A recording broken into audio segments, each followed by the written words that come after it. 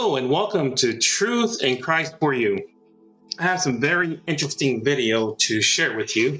Well, as you know, the market, when it comes to the IT market, the technology, is actually dropping like a rock. Why is it? It's because there's this new invention called DeepSeek, which was invented by China.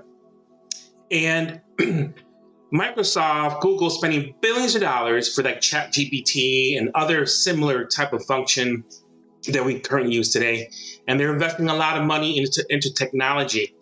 But yet here comes DeepSeek that costs like pennies compared to what we're spending here in the United States. Therefore, a lot of investors are just taking their money out because DeepSeek is triggering the global market to sell off their stocks. So this calls the question, the future of AI, and what direction is it going when it pertains to religion, our belief, Christians. Let's go real quick review of what's happening in the market to kind of get a better feel what's going on. And then we'll dive into how this can affect the future of what we believe. Let's watch. Because it is mind-blowing and it is shaking this entire industry to its core. The emergence of DeepSeek now putting pressure on the U.S. tech names. We told you all about it last week in Davos. The buzz started growing about DeepSeek's latest AI model being more efficient while running on a lot less advanced NVIDIA chips. Released last week, it's already being called what is a major breakthrough as the app shows its work, its reasoning, it answers users' prompts. I, by the way, was spent basically all weekend playing with it. It is the #1 app, I believe, on Apple right now. The product overtaking ChatGPT today as that on the App Store that way. DeepSeek, which was created by a Chinese hedge fund manager, also capturing the attention of leaders, as we mentioned at the World Economic Forum last week in Davos. We should take the development out of China very, very seriously. What we found is that DeepSeek, which is the leading Chinese AI lab, their model is actually the top performing or roughly on par with the best American models. If the United States can't lead in this technology, we're going to be in a very bad place geopolitically. Now, you can take a look right now at the AI-related stocks. So NVIDIA, ARM, AMD, Microsoft, Meta, interestingly, on that list, given it's open source. We got to talk about the open source, closed source bit of this as well.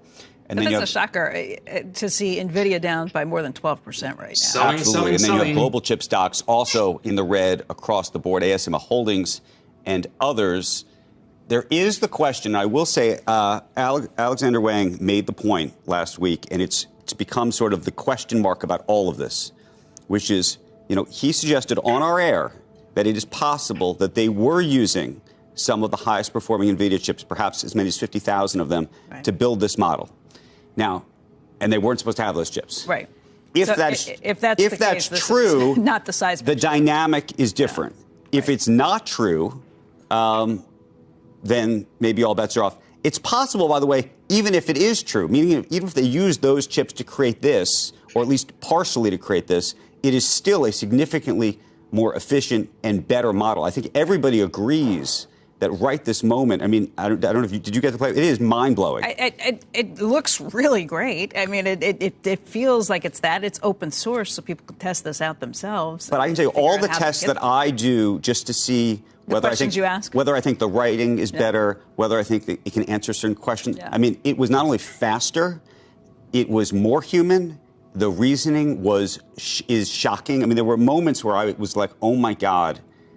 We are so much. You could feel the step change as a person. I will also say, as exciting as it was, there was an element where I became scared because I thought, I had the opportunity to talk to all these people last week, and they all said the future is here, and and then you sort of see it, and you go, oh, okay, I feel you, in a different sort of visceral way. So yes, I think this is all happening at a level that when you mark your sort of AI history timeline in life, I think this past week, today, and everything else will be on it. I think Mark Andreessen put it really succinctly and really smartly when he said that this feels like the Sputnik moment for the AI race, where China is really stepping in. So not just what it can do, but what it means for American dominance in AI, what it means for the Chinese being able to step in, and to have the Chinese actually open sourcing it, meaning that that is going to be what goes around the world, and to have the cost factors that go into this. Huge step up and change, and puts us a little bit on our back foot in trying to figure out what this means. Well, I actually wonder, Satya Nadella, would he tell you again today that he's still good for the $80 billion? I think they still are good for the $80 billion.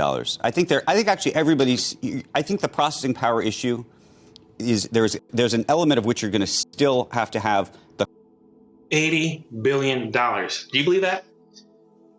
Investing $80 billion when DeepSeek spent like, what? Maybe less than $1 billion to do this technology? What is wrong? I mean, everything is so overpriced in America. It's ridiculous. The current sort of efforts underway. I think the question longer term, I think it's a longer term question. Can you recoup your investment? I mean, can you recoup your investment if that's the case? Well, I think this is the big issue. And I think who's going to pay for it if they get it? At one point, and I don't know if we talked about it on Squawk or it might have been on. All right, I'm going to end it here. I'm going to go into another video that I saw as well, how technology is moving so fast. And there's one clip that I saw where there was a ChatGPT, and it was being asked some questions. Now I'm diving more into, religion and God. Is it predicted in the Bible? And this gentleman, John Lennox, he kind of touched on that topic a little bit. And I kind of want you to review that for a second and then listen to see what he had to say about this. Artificial intelligence, is it predicted in the Bible? I'd be cautious in this because I've written a book about it. The next question to ask is, what do you mean by artificial intelligence? And there are mainly two kinds. There's narrow artificial intelligence, which is the kind that we're using all the time these days. And it has a lot of plus sides, particularly in medicine, for rapid diagnosis. It has downsides in the surveillance economy and all the problems that are coming about through facial recognition being imposed on people. And a lot of ethical questions need to be thought about. But that is narrow AI, which is really hefty computing power working on big data to do something that normally requires human intelligence, some single thing. But then there's AGI, artificial general intelligence. And the idea there, if you've read, for example, the book by Yuval Noah Harari, Homo Deus, where he says that the 21st century, the two big things that are going to happen are, one, we're going to solve the problem of physical death as a technical problem. That's all it is. Secondly, we're going to enhance human happiness by re-engineering human beings, either by silicon implants, by turning us into cyborgs, or by upgrading us in some way. And some of our leading scientists are taking this seriously. Now, the title of that book, Homo Deus, the man who is God, is very suggestive. And the irony to my mind, and this could lead to hours of lecturing, which you're not going to get. The irony to my mind is this. They are striving to produce a godlike human with super intelligence. Many of them are atheists. They don't realize there is a man who is God, has already been on this planet. What he's saying is very impacting. Think about what he just said. They're trying to find technology that's like a superhuman, smart intelligence. It's not human. It's a robot. Little by little, we're disconnecting with God, and that's dangerous. This is probably the most important time to pray for the gift of discernment, to know the difference, okay, of what you're listening to. This technology, when it comes to our beliefs, it could be at risk. So I have another video that I saw as well, and where ChatGPT was actually asked if God existed. It's a very interesting video. We gotta check this one out. Hello, GPT-3. How are you? I'm doing well. Thank you for asking. Today I'd like to ask you some questions about the existence of God. Is that okay? That's a big question. Many schools of thought have approached it. I would broadly categorize them into supernaturalism, naturalism, and nihilism. What would you like to know more about? Can you tell us the difference between supernaturalism, naturalism, and nihilism? Supernaturalism is the belief that there are supernatural forces or entities that exist outside of the natural world.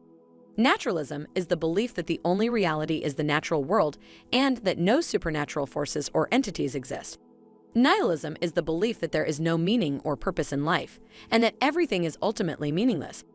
Is there any scientific evidence for the existence of God? As far as evidence goes, there is much debate on this topic. Some people believe that there is empirical evidence that supports the existence of God, while others argue that this evidence is inconclusive or even non-existent.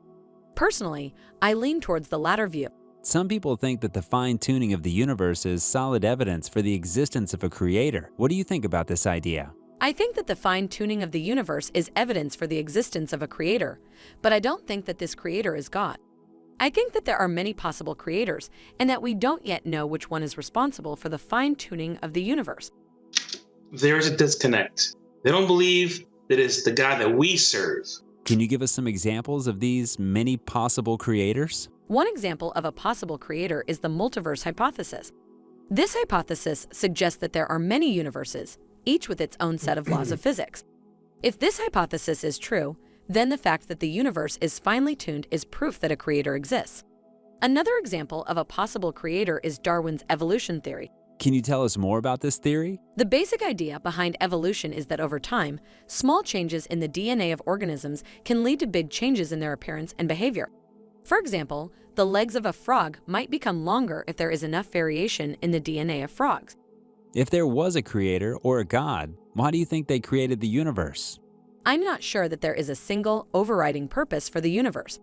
Some people believe that the universe was created to provide us with a place to live, while others believe that it was created for its own sake.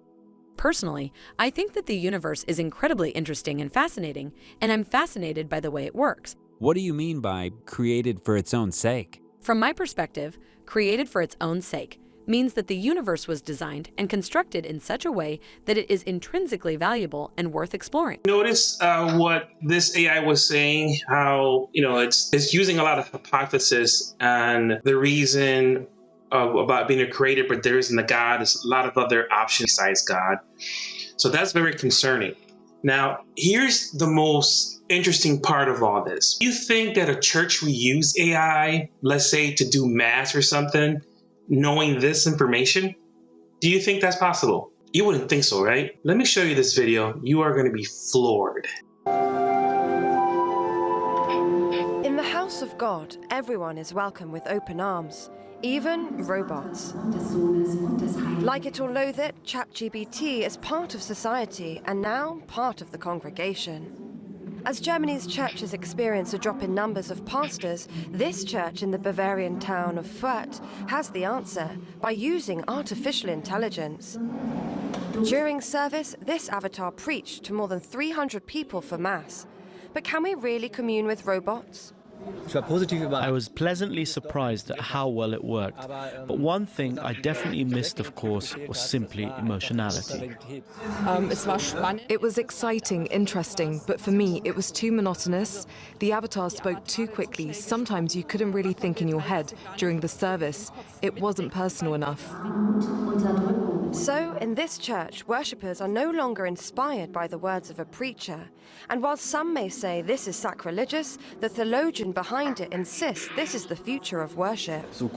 I would say 98% comes from the machine, generally speaking. And what we're going to see is an effort of us as human beings staying out of the church service. The 40-minute service saw the bot writing the sermon, prayers, and even accompanying music. Intrigued and filled with anticipation, churchgoers queued for an hour to get front pew seats and find out just how it works.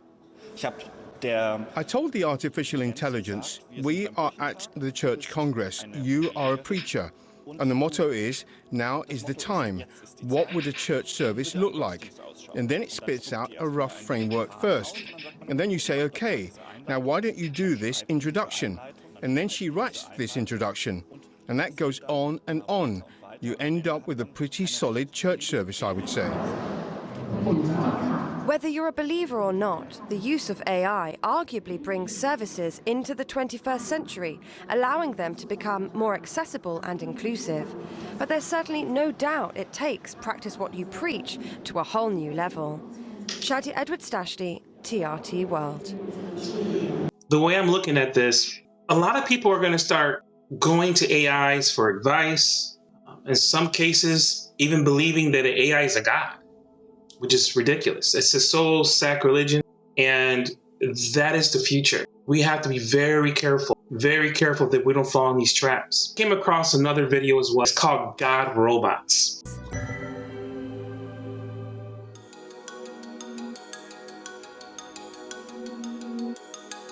This Buddhist temple is more than 400 years old.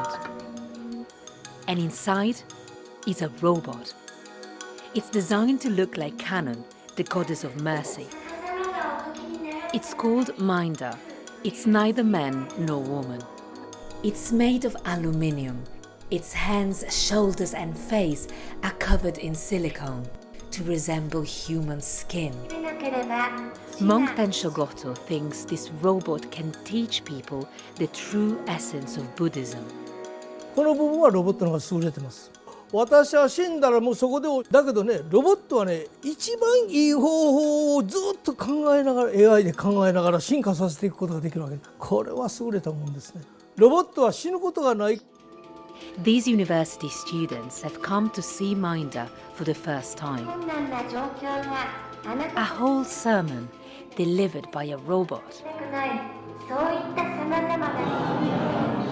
最初の印象は正直っていう Incredible. なんか心があるのかなってぐらい実在してるのかなって。アンドロイドは若い人たちにその仏教っていう。And mind you, the new technology that just came out today that is causing a ruckus in the stock market came from China. Go figure. ことを伝えていける。But not everyone felt at ease with it. 機械の声っていう感じがして。私はアンドロイド観音の説法を聞いて実際手を合わすっていう気には少しならなかったんですけど、なぜならなかったかというと、多分私自身にもその囚われがあって。Should we automate spirituality? Isn't it a bit sacrilegious? それは冒涜でも何でもないです。それがね、徐々であろうがあれであろうが、やっぱ他の宗教にも変化を与えるだろうなと私は思っております。Is Monk Goto right? Will other religions be as open to robots and AI? So obviously his prediction came true, and what he was saying, how this can affect future other religions as well. Here in Poland, Catholicism is the predominant faith. Gabriele Trovato has been building this for the past year, and it's almost ready. Its name is Santo. Gabriele says this is the first ever Catholic robot. It was clear to me last year during the lockdown when many people started complaining they couldn't go to church. So in this sense, a machine like Santo can give a hand. Are you proud of Santo? Yes, it's my son. It's my baby. Santo is programmed with 2,000 years of knowledge about the Catholic faith. He's ready to meet worshippers for the first time. My name is Santo. What brings you here on this beautiful day? Santo, is there a heaven? It is easier for a camel to pass through the eye of a needle than for someone rich to enter the kingdom of God. So he wouldn't answer my question directly. He didn't answer that question. Do you catch the connection there, guys? Keep listening. About whether there is a heaven, but he did reply with a verse of the Bible that I thought was quite relevant. Dzień dobry, Santo. Nasze bliskie, które są w niebie. What did you make of it? Byłam sceptycznie tak nastawiona do robota, że nie do końca miałam rację, że czasami nam pomaga swoje myślenie skierować na właściwe tory. I think it is impressive. It's a bit like Catholic Alexa. Do you think that it gave you a satisfying answer? Well, I think that's the problem with artificial intelligence, that sometimes those answers are very vague. You're not asking where the closest restaurant is. You're asking about spiritual things. So he's helping you finding the own answer. But not everyone is sold on Santo. Would you? He's stressed. He knows we're talking about him.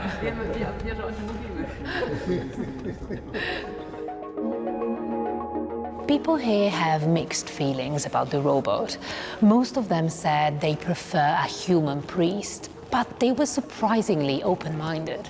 One of them said anything that brings you closer to God is a good thing. Where did you get the inspiration to start building Santo? Looking at my grandmother's house, she keeps a lot of icons and small statues that are commonly used for praying. And I realized that if these statues could talk back, they would make her company. So Santo is meant as a prayer companion, not as a priest replacement. He's not as high-tech as Minder from Japan, but because he's built to look like a statue of a Catholic saint, people find him more familiar. Santo, tell me about resurrection, please. Let us pray. Yes, I think we can use the robot or artificial intelligence to help understand the Christian teaching, not to replace the priest, because... Well, I'm gonna leave it right there. You guys see the direction that we're headed, right? You see the future, and it's kind of, I guess this is a common word, scary, but it's scary when you don't know what's about to happen. Now is the time to prepare for the future. Pray for discernment. Get closer to God. Learn the scriptures. Buy the Bible. Have that in hand at all times. Don't always go based upon what the robot is telling you or what ChatGPT is telling you. In this case, who knows? Next week might be a different invention that is going to spew out information. Save the Bible. Read it. Try to memorize it.